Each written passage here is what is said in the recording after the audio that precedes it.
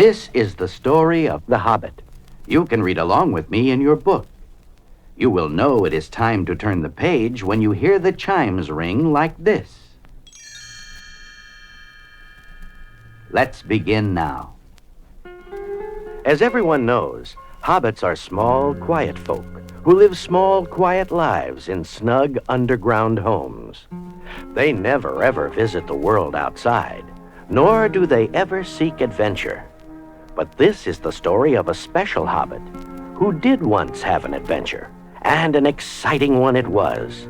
His name was Bilbo Baggins. One fine Wednesday morning, who should appear at Bilbo's door but 13 dwarves and Gandalf, the wandering wizard. Mr. Baggins, I have an adventure in mind for you. Bilbo blinked twice in astonishment. Surely you don't want me. I'm only a simple hobbit. Actually, it's my 13 friends who want you. They have need of a clever burglar, and I've told them you would be excellent for the job. This is Thorin, their leader.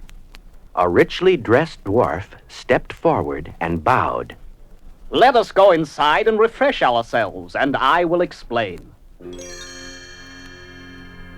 Far to the east lies Lonely Mountain.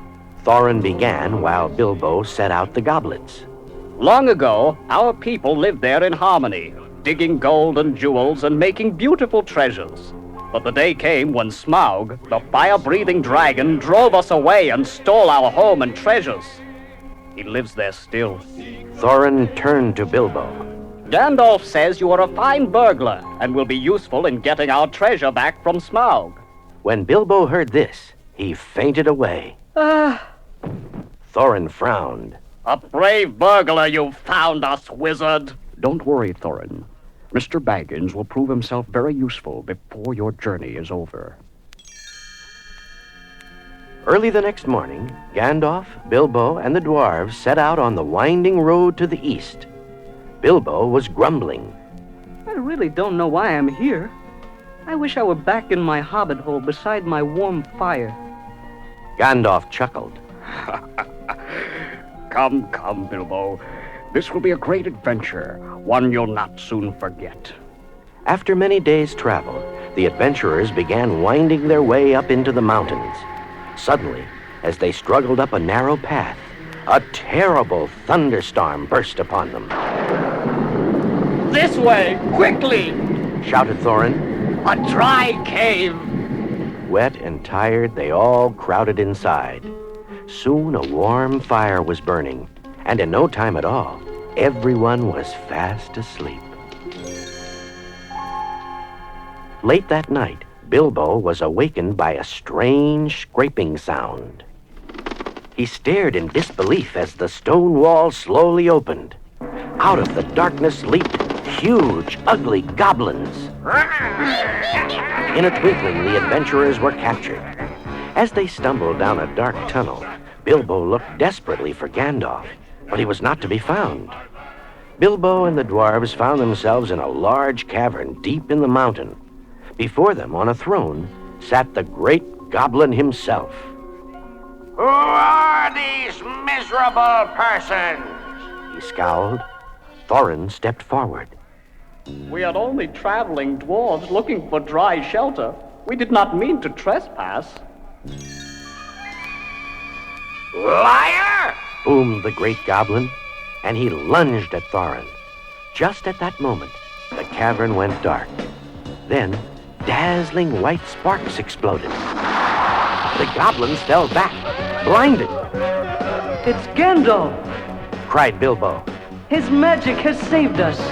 Gandalf called to his friend. Follow me, quickly. We must get out of the mountain. They all rushed through the dark, twisting tunnels, running faster and faster. And no matter how fast Bilbo ran, the others ran faster. His short hobbit legs couldn't keep up. Soon, he was lost. For hours, Bilbo wandered through the endless dark tunnels, until at last he came to an underground lake. On the shore, something glittered. A gold ring. This will make a nice souvenir to show back home. If I ever do get back home. Bilbo put the ring in his pocket. But this was no ordinary ring. It was magic.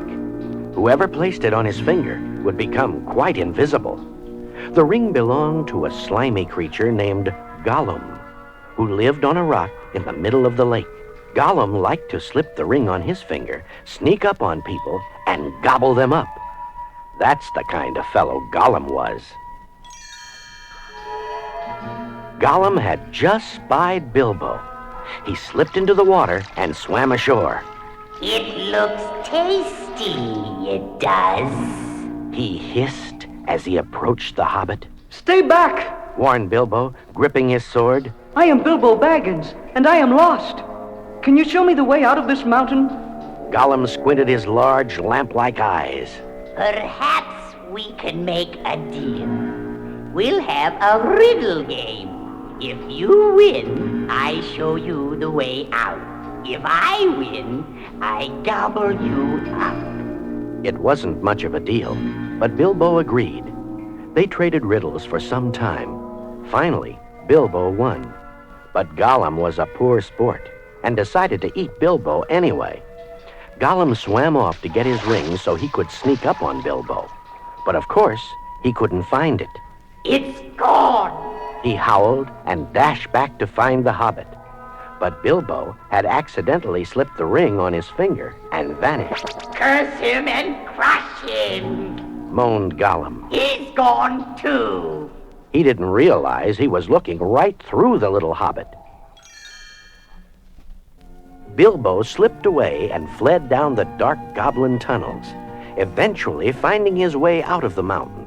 Pocketing his ring, he rejoined Gandalf and the dwarves. Thorin was amazed. We had to fight our way out. How did you escape? Bilbo thought of his magic ring and smiled. We burglars are quite clever. We're invisible, you might say. A few days later, Gandalf made a shocking announcement. I must leave you now. I'm sending Mr. Baggins with you. That should be enough. The burglar?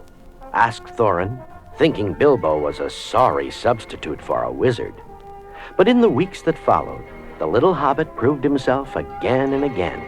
Twice Bilbo and his magic ring turned tragedy into triumph. Once by defeating the great spiders, and again by escaping from the wood elves' dungeon. Little by little, Bilbo began to enjoy adventuring. At long last, the company reached Lake Town, at the base of Lonely Mountain. Men lived there, brave men like Bard the Hunter. It was said that Bard could shoot an arrow farther and straighter than anyone. The lake people hated the dragon Smaug as much as the dwarves did, and they gave the adventurers all possible help for the last part of their journey.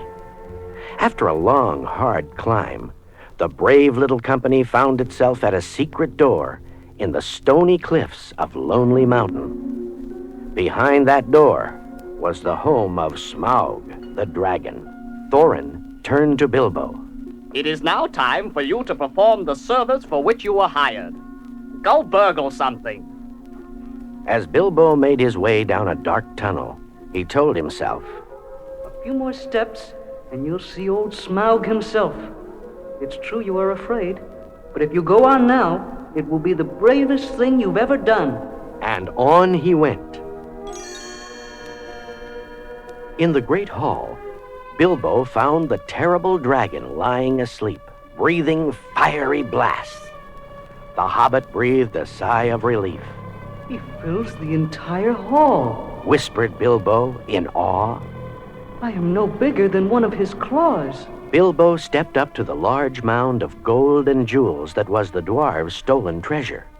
Nervously, he plucked up one small gold cup. Then mighty Smaug awoke. Quick as a wink, Bilbo put on his magic ring. Smaug's blazing eyes peered through the gloom. Ho, thief! I know you're here. What do you want? Oh, Smaug, I only came to see if you are as great as people say you are. If you are a little hobbit, it is wise to be polite to dragons. Smaug laughed his fiery laugh.